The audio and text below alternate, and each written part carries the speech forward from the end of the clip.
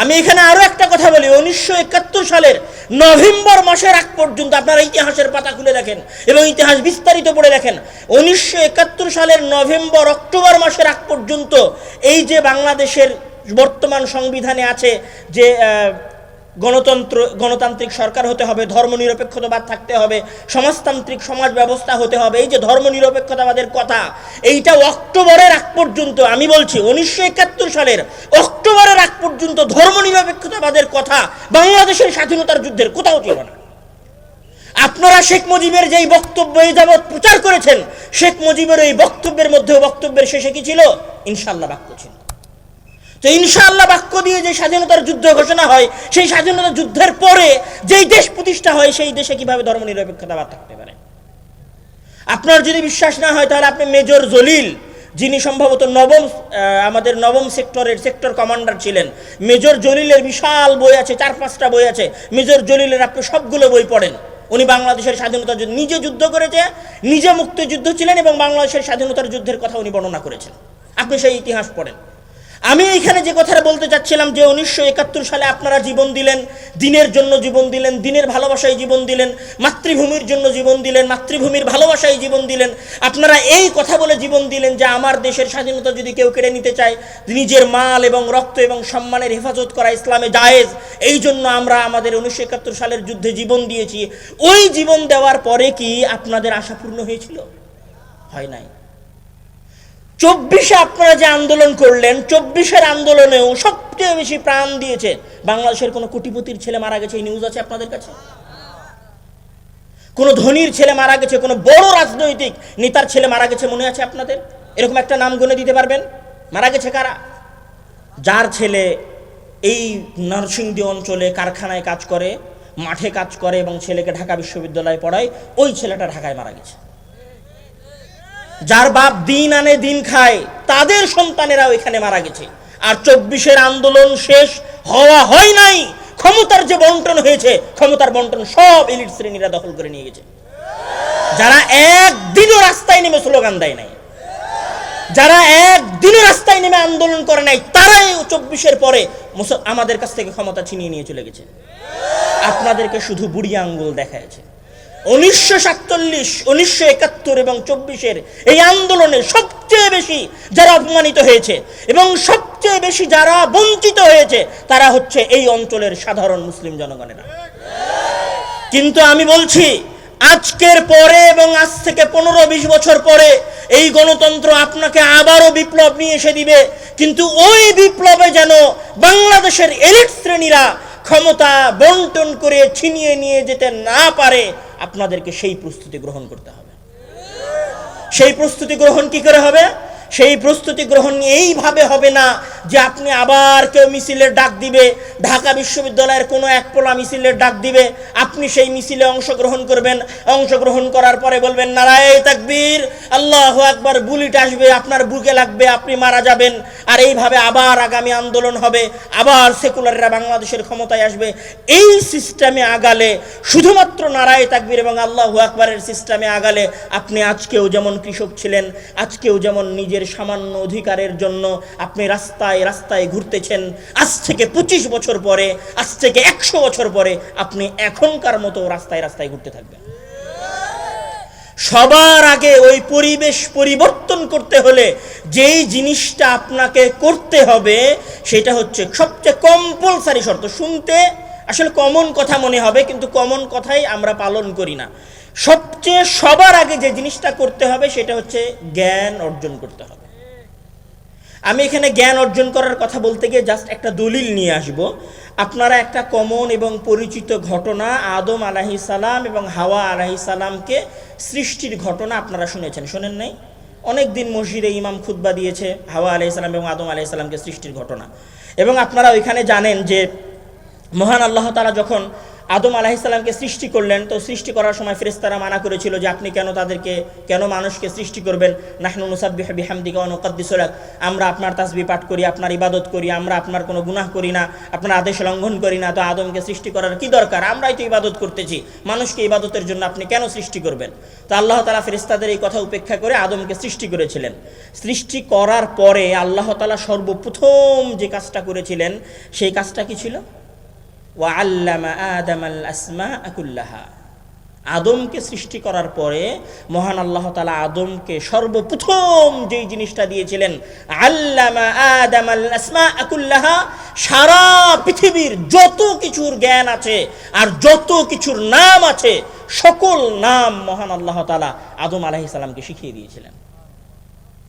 মহান আল্লাহ তাআলা আদমকে সৃষ্টি করার পরে এটা বলেননি যে হে আদম, আমি তোমাকে সৃষ্টি করছি, তুমি আশরাফুল মাখলুকাত, তুমি সর্বশ্রেষ্ঠ সৃষ্টি, যাও আমি তোমাকে পৃথিবীর সবচেয়ে ক্ষমতাশীল সৃষ্টি বানালাম, একথা বলেননি। আবার এটাও বলেননি হে আদম, আমি তোমাকে পৃথিবীর সকল সোনা দানা হীরা জহরত মানি মাণিক্য যা আছে সব তোমার পায়ের কাছে নিয়ে এসে দিয়ে দিলাম, তুমি এই পৃথিবীর সবচেয়ে ধনী সৃষ্টি, এটাও মহান আল্লাহ তাআলা বলেন নাই। বরং উনি আদমকে সৃষ্টি করার পরে আদমকে সর্বপ্রথম যে জিনিসটা দিয়েছিলেন সেটা হচ্ছে ওয়াআল্লামা আদামাল আসমাআ কুল্লাহা, আদমকে সকল কিছুর নাম শিখিয়েছিলেন। নাম শিখানোর পরে মহান আল্লাহ তাআলা ফেরেশতাদেরকে উদ্দেশ্য করে বলছেন, আপনারা ওই ঘটনা জানেন যে আম্বিউনি বিআসমাই হাউলাই ইন কুনতুম সাদিকিন, হে ফেরেশতারা তোমরা এই জিনিসগুলোর নাম আমাকে বলে দাও যদি তোমরা সত্যবাদী হও।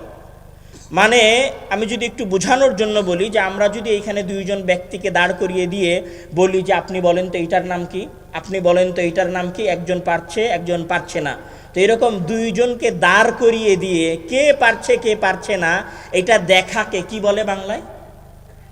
প্রতিযোগিতা। এটা কি বলে? প্রতিযোগিতা। তাহলে আদম এবং ফেরেশতাদের মাঝে পৃথিবীর ইতিহাসের সর্বপ্রথম যে প্রতিযোগিতা সংঘটিত হচ্ছে সেটা কিসের প্রতিযোগিতা ছিল? সেটা কিসের প্রতিযোগিতা ছিল? জ্ঞানের। যারা একটু আগে ঠিক বলে স্লোগান দিচ্ছিলেন, যারা এখান থেকে বের হয়ে রাস্তায় গিয়ে নারায়ে তাকবীর স্লোগান দিবেন, আমি তাদের কাছে শুনতে চাচ্ছি ওই প্রতিযোগিতাটা কিসের প্রতিযোগিতা ছিল? জ্ঞানের প্রতিযোগিতা ছিল। কে জানে আর কে জানে না সেটার প্রতিযোগিতা ছিল। তাহলে আজকেও যদি কেউ প্রকৃত প্রতিযোগিতায় নামতে চায় তাহলে সেটা কিসের প্রতিযোগিতা? জ্ঞানের প্রতিযোগিতা। যখন আদমকে জ্ঞান শিক্ষা দেওয়া হয়ে গেল, প্রতিযোগিতা হয়ে গেল, তারপরে মহান আল্লাহ তাআলা ফেরেশতাদেরকে উদ্দেশ্য করে বললেন যে উসজুদু লি আদম, তোমরা আদমকে কি করো? সিজদা করো। মানে যখন জ্ঞানের শ্রেষ্ঠত্ব প্রমাণিত হয়ে গেছে তখন এবার উনি ফেরেশতাদেরকে কার সিজদা করতে বলেছেন?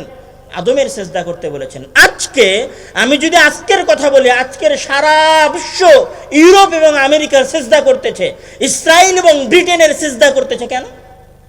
তাদের কাছে জ্ঞান আছে এই কারণে। কেন? টাকা তো সৌদি আরবের কাছে সবচেয়ে বেশি আছে, প্রত্যেক দিন নতুন নতুন সোনার খনি বের হচ্ছে। টাকা তো সবচেয়ে আছে কুয়েতের কাছে, সবচেয়ে বেশি তেল আছে তো ইরাকের কাছে, সবচেয়ে বেশি তেল আছে তো সিরিয়ার কাছে। পুরো মুসলিম বিশ্বের কাছে তেলের আমি যদি বলি যে 80 থেকে 70 ভাগ আছে তাও বললে ভুল হবে না। আরামকোর কাছে, সৌদি কোম্পানি আরামকোর কাছে 65% তেল আছে সারা পৃথিবীর। সোনা দাহানা সব আছে হচ্ছে আফ্রিকার অঞ্চলগুলোতে। আফ্রিকার যে সমস্ত খেটে খাওয়া মানুষ, উগান্ডা আর আপনারা যে সমস্ত দেশের নাম জানেন, এই সমস্ত অঞ্চলগুলোতে আছে সোনা দাহানা হীরা জহরত যা পাওয়া যায়, দুর্লভ সকল উপাদান আছে আফগানিস্তানে। তাহলে সকল টাকা পয়সা উপাদান আমাদের কাছে থাকার পরেও আমরা যাদের কাছে গিয়ে, যাদের দরবারে গিয়ে সিজদা করতেছি তারা হচ্ছে ইউরোপ আমেরিকার লোকেরা। কেন? তাদের কাছে জ্ঞান আছে এই কারণে। যেই দিন আপনার কাছে জ্ঞান ছিল, যেই দিন আপনার কাছে জ্ঞান ছিল সেটা ওই দিন যেই দিন আপনার কাছে বাগদাদ ছিল, সেই দিন ওই বাগদাদে সারা পৃথিবীর শাসকেরা এসে সিজদা করে যেত। যেই দিন আপনার কাছে বাগদাদে হাউস অফ উইজডম ছিল, যেটাকে বলা হয় বর্তমান আধুনিক যুগের অক্সফোর্ডের চাইতেও কয়েক গুণ বেশি বিজ্ঞানী এবং গবেষকদের গবেষণাগার, সেই হাউস অফ উইজডম যেই দিন আপনার কাছে বাগদাদে ছিল সেই দিন সারা পৃথিবীর শাসকেরা আপনাদের কাছে এসে সিজদা করত। আজকে যেমন আপনারা ট্রাম্পের সাথে কোনো একটা চুক্তি হলে উল্লাস করেন না যে অমুক দেশের অমুক ট্রাম্পের সাথে চুক্তি হলো, ওয়াও এটা মুসলমানদের একটা বিশাল সফলতা। ঠিক ওই দিন হারুন আর রশিদের সাথে যখন খ্রিস্টান শাসকেরা চুক্তি করে যেত তখন তারা তাদের দেশে গিয়ে উল্লাস করত যে আমরা হারুন আর রশিদের সাথে চুক্তি করে এসেছি। কেন? সেই দিন হারুন আর রশিদের কাছে বাগদাদে জ্ঞান ছিল। যেই দিন আপনার কাছে আন্দালুসে, গ্রানাডা এবং কর্ডোভায় জ্ঞান ছিল, সেই দিন ইউরোপ থেকে ইউরোপের ছাত্ররা, ইউরোপের সন্তানেরা জ্ঞান অর্জন করার জন্য আসতো কর্ডোভা এবং আন্দালুসে। আর যেই দিন আপনার কাছে কর্ডোভা এবং আন্দালুস ছিল, যেই দিন আপনার কাছে বাগদাদ ছিল, যেই দিন আপনার কাছে দেমাস্ক ছিল, যেই দিন আপনার কাছে খোরাসান ছিল, সেই দিন সারা পৃথিবী আপনার ভয় থরথর করে কাঁপত। সব ইতিহাস আপনারা জানেন। সেই দিন কাঁপত শুধু এই কারণে যে আপনাদের কাছে জ্ঞান ছিল। পৃথিবী পরিচালনার মূলনীতি আছে। এই মূলনীতি কোনো সময় ধর্ম দিন এর কারণে চেঞ্জ হয় না। পৃথিবী পরিচালনার মূলনীতি কি? যে সূর্য পূর্ব দিকে উঠবে আর পশ্চিম দিকে অস্ত যাবে, এটা কোনো সময় পরিবর্তন হবে না। যেই দিন পরিবর্তন হবে সেই দিন পৃথিবী ধ্বংস হয়ে যাবে। পৃথিবী পরিচালনার কমন মূলনীতি হচ্ছে যে পরিশ্রম করবে আল্লাহ তাআলা তাকে সেটার প্রতিদান দিবে। যদি অমুসলিমও হয়, যদি সে কাফেরও হয়, ও যদি পরিশ্রম করে তাহলে আল্লাহ তাআলা তাকে প্রতিদান দিবে। দুনিয়ার রুলস হচ্ছে কেউ যদি 100 তলা থেকে লাফ দেয় তাহলে তার মরে যাওয়ার সম্ভাবনা 100%। দুনিয়ার রুলস হচ্ছে যে এখানে এক সময় জোয়ার হয় সমুদ্রে, আর এক সময় ভাটা নামে। দুনিয়ার নিয়ম হচ্ছে যেখানে সকাল আছে আর সন্ধ্যা হয়। ঠিক এইরকম দুনিয়ার রুলস, মানে আল্লাহ তাআলা পৃথিবী পরিচালনায় এই মূলনীতি সেট করে দিয়েছেন যে যারা যখন জ্ঞানকে অর্জন করবে এবং জ্ঞানের প্রতিযোগিতায় নেমে থাকবে এবং জ্ঞানের প্রতিযোগিতায় অংশগ্রহণ করবে, সারা পৃথিবীকে আল্লাহ তাআলা তাদের গোলাম বানিয়ে দিবেন, চাহে সে কাফের হোক, চাহে সে মুসলিম হোক। যেই দিন আপনারা আবার আপনাদের সন্তানেরা, মানে আপনাদের কৃষকের সন্তানেরা, দিনমজুর মানুষের সন্তানেরা, যেই দিন খেটে খাওয়া লোকগুলোর সন্তানেরা প্রকৃত শিক্ষিত হওয়া শুরু হবে, সেই দিন বাংলাদেশের মানুষদের ভাগ্য পরিবর্তন হবে। আপনারা দেখেছেন, আমি কাউকে আইডল বলছি না, আমি কাউকে আমাদের অনুকরণীয় ব্যক্তিত্ব মনে করি না, তারপরেও বলছি যে আপনারা একজন হাদির ভার এবং একজন হাদির যোগ্যতা এবং একজন হাদির মৃত্যুতে পুরো সরকারে যে উথাল পাথাল হয়েছে, সারা বাংলাদেশে যে উথাল পাথাল হয়েছে, সেই উথাল পাথাল আপনারা দেখেছেন। হাদির এই উথাল পাথালের পেছনের মূল কারণ কি ছিল? হাদির জ্ঞান। হাদি যখন টকশোতে বসেছে তখন ওর সামনে আর কেউ কথা বলতে পারে নাই। চিন্তা করেন, জাস্ট ইমাজিন, আপনি এটাও কল্পনা করেন যে আজ থেকে 15 বছর পরে যদি হাদির মতো সহি মানহাজের, ধরেন হাদির মানহাজ ভুল ছিল, আকীদার ভুল ছিল, সব ভুল ছিল, 15 বছর পরে যদি সহি আকীদা এবং সহি মানহাজের 1000 জন হাদি তৈরি হয়, তাহলে একটা হাদির মৃত্যুতে যদি এরকম উথাল পাথাল হয়, ওইরকম 1000 জন হাদি যদি মাঠে থাকে, বাংলাদেশ কোথায় যাবে? ওইটার প্রস্তুতি নেন। নারায়ে তাকবীর, আল্লাহু আকবারের মাঝে কোনো ফায়দা না। পড়াশোনা করেন ঘরে, বিপ্লব প্রতিষ্ঠিত হবে অটোমেটিক্যালি রাস্তা। হারিয়ে যান টেবিলের মাঝে, হারিয়ে যান লাইব্রেরির বইয়ের সেলফে, তারপরে ওইখান থেকে বারুদের মতো বের হন। আপনি যেই দিন বারুদের মতো বের হবেন, সেই দিন এই দেশে এক নীরব অভ্যুত্থান সংঘটিত হবে। সেই দিন এই যে এলিট শ্রেণীর রাজার ছেলে রাজাদেরকে দেখছেন না, এরা কোনোদিন আর থাকবে না। ওরা আপনাদেরকে শুধু বেকার হওয়ার রাস্তা বলে দিতে পারে, ওরা আপনাদেরকে শিক্ষিত হওয়ার রাস্তা কোনোদিন বলে দেয় নাই, কোনোদিন বলে দিবে না। ওরা আপনাদেরকে টাকার লোভ দেখাতে পারে, কিন্তু আপনি কিভাবে ওই ক্ষমতার মসনদ পর্যন্ত যাবেন সেই রাস্তা আপনাকে কোনোদিন দেখায় নাই, কোনোদিন দেখাবে না। আপনাকে এসে শুধু বলবে আমাকে একটা ভোট দিয়েন।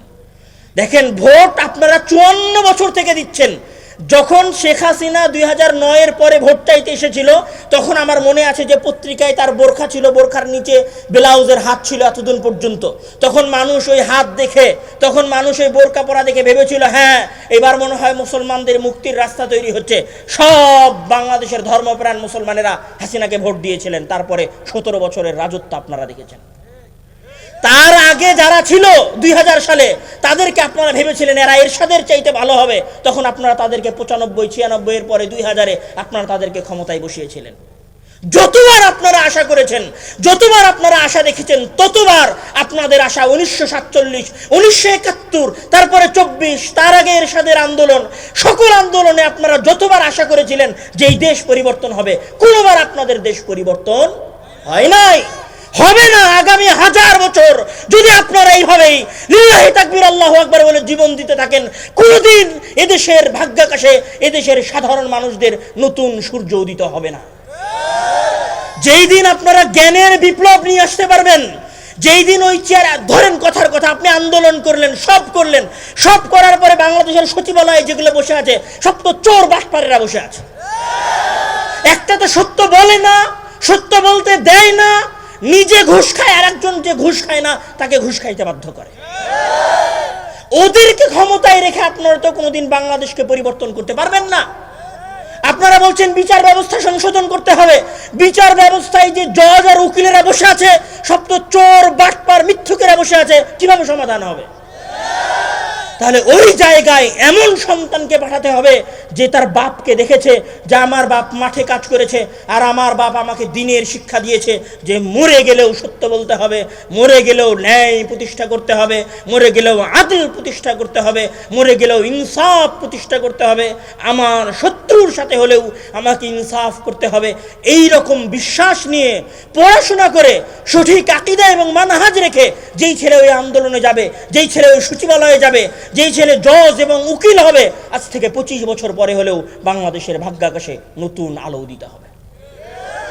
সেইটার জন্য আপনাদেরকে প্রস্তুতি নিতে হবে, সেইটার জন্য আপনার সন্তানকে প্রস্তুত করতে হবে। এই যে আজকে এই জালসায় এতগুলো মানুষ এসেছেন, এতগুলো মানুষের মাঝে জালসা হবে না? জালসার পরে নাসিম ভাই অনেক কষ্ট করে প্রোগ্রাম করেছে, অনেক টাকা পয়সা এটার পেছনে খরচ করেছে।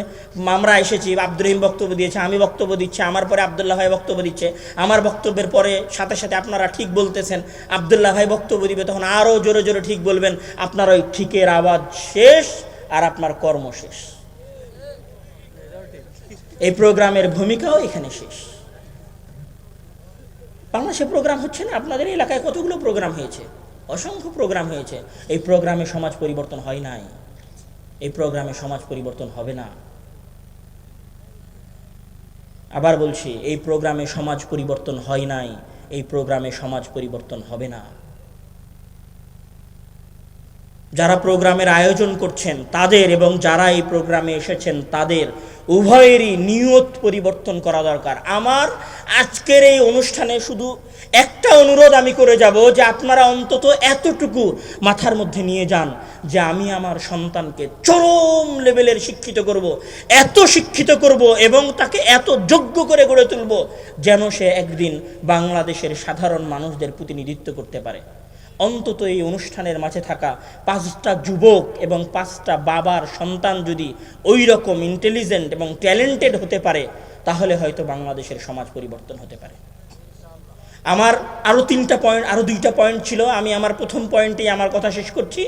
গুরুত্বপূর্ণ কথা, সমাজ পরিবর্তন করতে হলে আপনি স্কুলে পড়েন চাহে মাদ্রাসায় পড়েন, আপনি বিশ্ববিদ্যালয়ে পড়েন চাহে কওমি মাদ্রাসা থেকে দাওরা ফারেক করেন, আপনার মাথার মধ্যে এই জিনিসটা রাখেন যে জ্ঞান ছাড়া কোনোদিন সমাজ পরিবর্তন হয় নাই, কোনোদিন জ্ঞান ছাড়া সমাজ পরিবর্তন হবে না। জ্ঞান অর্জন করার প্রতিযোগিতায় নামেন, আপনি জ্ঞান অর্জন করতে থাকেন, সাথে সত্যবাদিতা, ইনসাফ এবং ন্যায়পরায়ণতা রাখেন। আপনি যদি অমুসলিমও হন, আপনি যদি সলাতও আদায় না করেন, আপনি যদি কাফেরও হন, তারপরেও দেখবেন যে একটা সুন্দর রাষ্ট্র আপনার প্রতিষ্ঠা করতে পেরেছেন। মানে এটা হচ্ছে মূলনীতি। আল্লাহ তাআলা এইভাবে পৃথিবীটাকে রেখে দিয়েছেন।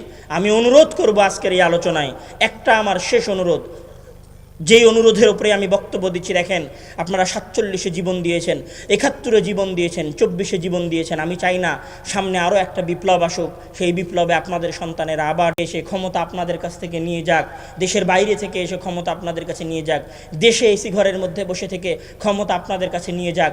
এই রকম বঞ্চিত হওয়া দৃশ্য আমি বারবার দেখতে চাই না।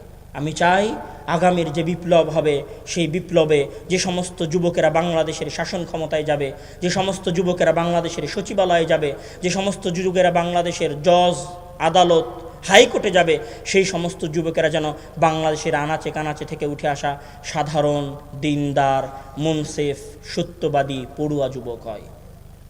আমি উদাত্ত আহ্বান জানাবো যে আপনারা এক নীরব অভ্যুত্থানের প্রস্তুতি গ্রহণ করেন। আল্লাহ তাআলা আমাদেরকে সেই নীরব অভ্যুত্থান বাস্তবায়নের পথে এগিয়ে যাওয়ার তৌফিক দান করুক। আল্লাহুম্মা আমিন। ওয়া আখিরু দাওয়ানা আলহামদুলিল্লাহি রাব্বিল আলামিন। আসসালামু আলাইকুম ওয়া রাহমাতুল্লাহি ওয়া বারাকাতুহু।